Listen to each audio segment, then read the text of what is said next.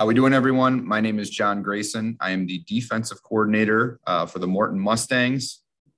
Our home field is in Berwyn, Illinois, which is about 25 minutes west of downtown Chicago. Last year was my first year as a defensive coordinator here. And I've been several other places as a special teams coordinator, position coach, and so on. So we'll get into a little bit of my background, who I am, and then we'll get into the topic at hand, defending the swinging gate. So, like I said, my name is John Grayson. This was my 12th year coaching. I've been a part of 3 state championship programs. Been to 4, won 3. And before that, I was a injury-prone defensive tackle at Division III Carthage College, which is in Kenosha, Wisconsin. I started my career as a volunteer, moved up to a sophomore defensive coordinator, became a position coach, then became a special teams coordinator, and I'm now a defensive coordinator. So I was hired as a special teams coordinator at Nazareth Academy in LaGrange Park, Illinois. They had just come off a 6A runner-up finish. In Illinois, 8A is the biggest class. After that, we're bumped up to 7A as part of Illinois' success factor. So the first school to be bumped up 2 classes, coming off a runner-up finish and expected to win the state championship. And I'm a first-time coordinator. So that was exciting for me. It was a big challenge. After that, I went to Bolingbrook High School. They compete in the 8A classification, the biggest classification. Overall, I've worked for coaches in my career that have won 16 state championships. And I think that's important. And the reason I note that is because my last bullet point is theft. I've stolen something from every single guy I've worked for. I get some grief sometimes because I've been at a couple programs, both private and public. But it was great for me to be able to learn from so many wonderful coaches.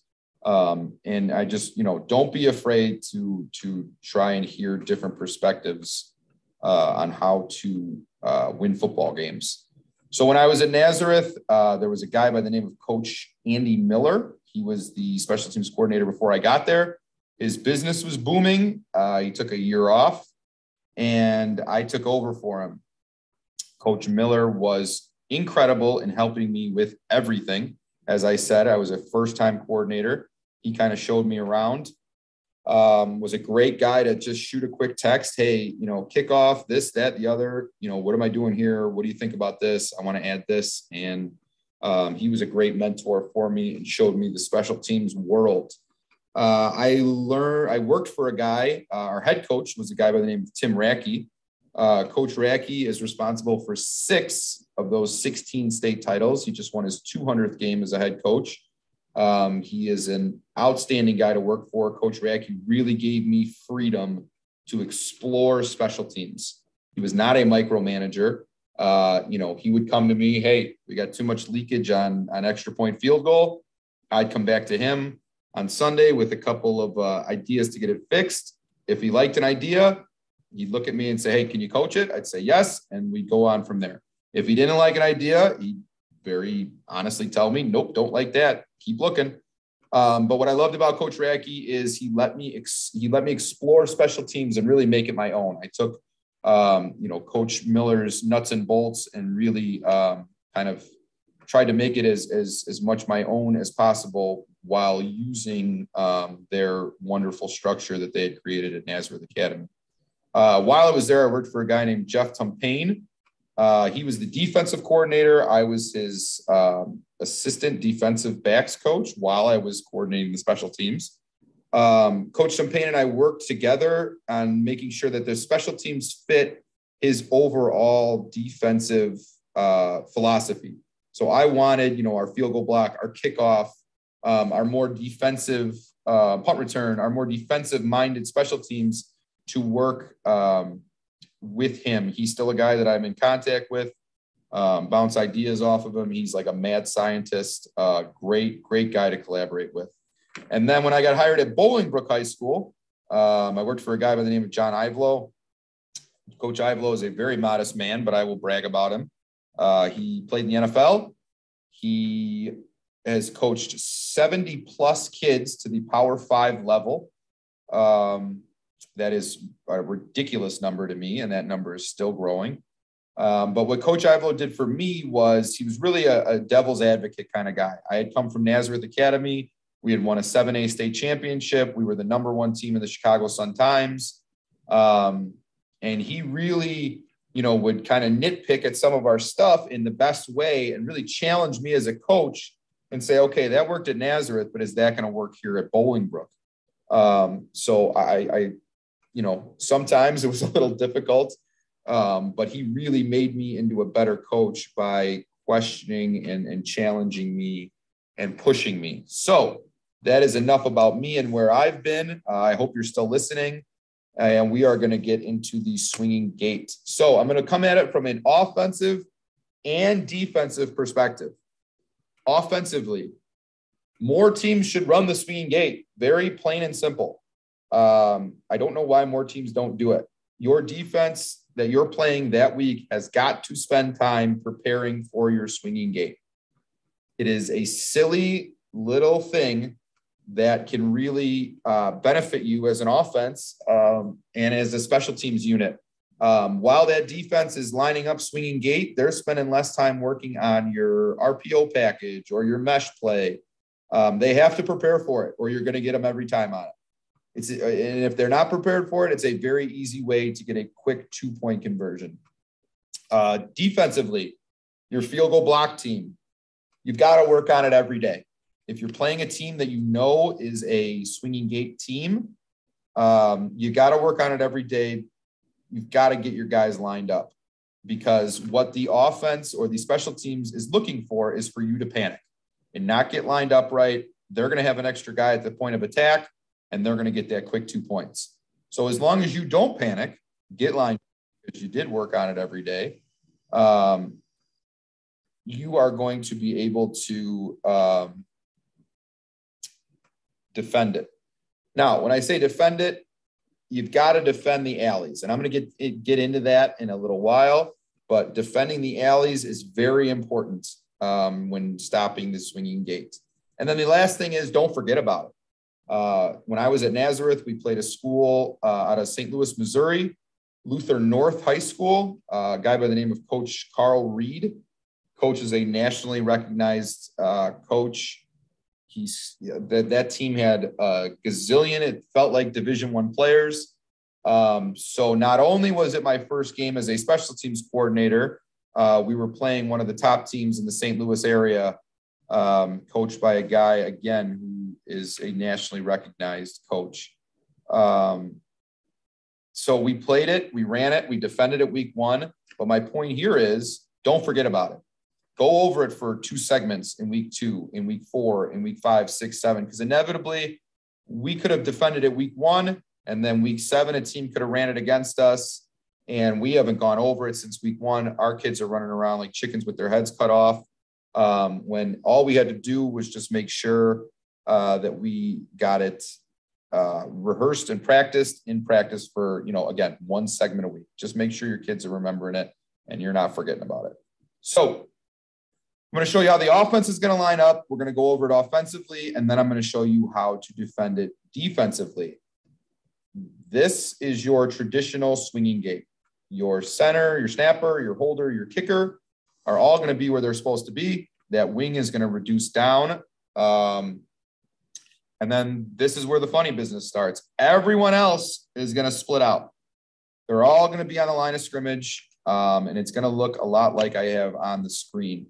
I have marked the guys in green that are eligible. That center I have in yellow because he might not be eligible if he doesn't have an eligible number, and he could possibly be covered up. If that wing over here is on, then that center is covered up. He cannot run a route. So yeah, these teams will come out like this. This is the most traditional one that you're going to see. If you are lined up to it, most teams will just call shift. Everybody will come back to this normal 2 tight ends, 2 wings. They'll kick it, and move on to the next play. What Coach Reed did that, again, first game, special teams coordinator, never done it before, playing one of the top teams in St. Louis, a talent-rich area. He presented 2 swinging gates. So as someone watching this, you get 2 swinging gates for the price of 1.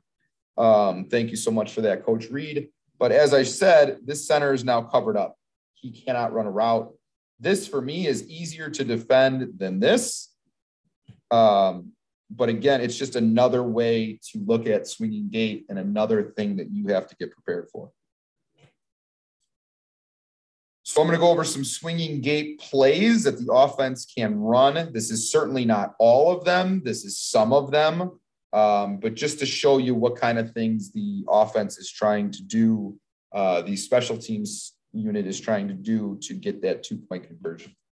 This is the most basic one. Center snaps it to the holder rifles it over to the wing gets behind 6 of those big uglies and tries to score. As simple as can be, catch, throw, get it over there. When I was at Bolingbrook, we had a kid that is at Michigan University right now. He's about a 6'3", nasty-looking linebacker. We had him at that wing, tossed the ball over, said, hey, Tyler, you get your shoulder pads down and you get behind those guys and we'll get into the end zone. So you're going to want a dude right there. More on Tyler in a little bit. This is an option play that they can run. You're going to want to have somebody in this alley. Again, I'm going to explain this in a minute in order to defend this option play. If you don't, you're going to get hooked here, and they're just going to, you're going to pick the wrong guy and they're going to get your 2-point conversion. They can run it the other way. Where maybe that Will is a big, big time tight end wing. They get behind him as a lead blocker and they run that option play that way. They can run a pass off of it. If this center is eligible, he's going to run to the goal line. This wing is going to run a corner route or a fade to the back pylon. Streaking across the end zone in the back is this other end. And I will show you how we get this play defended. This is a real quick one. Again, the offense, the special teams extra point field goal unit is trying to catch you not ready. So maybe they came out in this formation. You lined up, 3-4 plays, you defended it. They know, okay, they can defend that first swinging gate. Let's throw this one at them, see if they're ready to go. Again, thank you, Coach Reed, for showing this to me. Now I am able to get it all covered up and defended. So how are we going to line up to these 2 swinging gates? First one, this is how we line up. I'm going to use the terminology that we use at Morton. We are a 3-3 stack defense, but I will explain to you kind of who these guys are, and don't be confused by names like Viper and Buck, and that's Buck with a B. I'll explain it to you. So I'm going to start on the left and go to the right. This is a Will Backer. He is one of the 3 inside guys. Here's the Mike. Here's the Buck. They are all 3, the 3 inside linebackers in our 3-3 stack. This is the weak side defensive end. We call our weak side defensive end an end, and we call the strong side guy a tackle, just to be able to differentiate. And your nose is your nose. So we're going to have 1, 2, 3, 4, 5, 6 over there, 6. You might say, hey, coach, you're outnumbered, but this alley dude is going to be able to be your 7th guy and be able to defend that in the event they throw that quick pitch and catch. This is the guy, we have it down right now as a free safety. When I was at Bolingbrook, that Michigan kid that I was talking about, he was our dude in this alley. They're going to want to press your alleys. They're going to want to see if you're defending this alley. We said, all right, Big Ten, Michigan, 6'3", nasty-looking linebacker. You're going to stand right there in that alley and say, hey, this alley is closed for business. All right, we had this is our Sam linebacker. Him in the corner are going to be playing this other alley. Viper is a weak side overhang for us, a pass rusher, a guy that comes off the edge. So he's going to be head up this center, and he's going to rush this center. You've got to have somebody head up the center. You've got to have someone in rushing that snapper, or he's just going to block. This guy's going to tuck in behind him, and they're going to get you on a swinging gate play. This corner is here. He's going to shade and kind of just go where he's needed. And we'll show you who he's covering in a minute. Swing gate number 2. We are going to have our Will, our Mike, and our End over here. Corner is going to be over here. He's going to be a pass first player, but also is going to help us in run support. So right now we have 4 over there, 4. We have this free safety, this dude. I should just put it down as a D instead of an F. That's your dude in the alley. This Sam backer, guy that's used to playing in space, is going to be in this alley. Your Viper is still going to rush over this snapper. And then again, over here, we have 4 over there, 4. If you want to put this Buck and this Mike down in a stance up here, totally something you can do if that's the kind of kid you have there. So how are we going to stop a run fake? This is how we're going to line up. We said this is how we're going to line up in some previous slides. This Will is going to be a contained player here.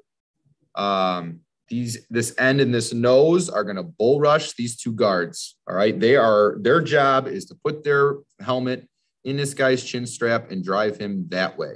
That way, if they run a quick pitch and catch, the line of scrimmage is being pushed this way and he doesn't have as much room to run. This Mike is going to fill in where needed. If this Will is in this gap, this End is over here 2 gapping, the Mike will fit in here, but he could certainly fit in either one of these gaps. The Buck is going to fit in right in this gap between the guard and the tackle, and this tackle is going to slant inside this End, which again, you're sitting there going, well, he could get hooked. They could run something here. We got our dude in this alley, right? The Viper, again, is going to rush the you-know-what out of this center, this snapper. Wait till his head's up. Do it the right way. And then this corner is going to be just kind of help where needed. If you need an extra guy in this alley, he'll come help here. Again, this Sam and this other corner are in this alley. Swinging gate number 2. Again, I think it's easier to defend. We got these guys in this alley, Vipers rushing the center. Make sure your guy does it right, doesn't get a stupid penalty because the snapper's head's down. We're rushing 3 guys here. Corner is going to be our 4th over here. Corner is going to be our 4th over here.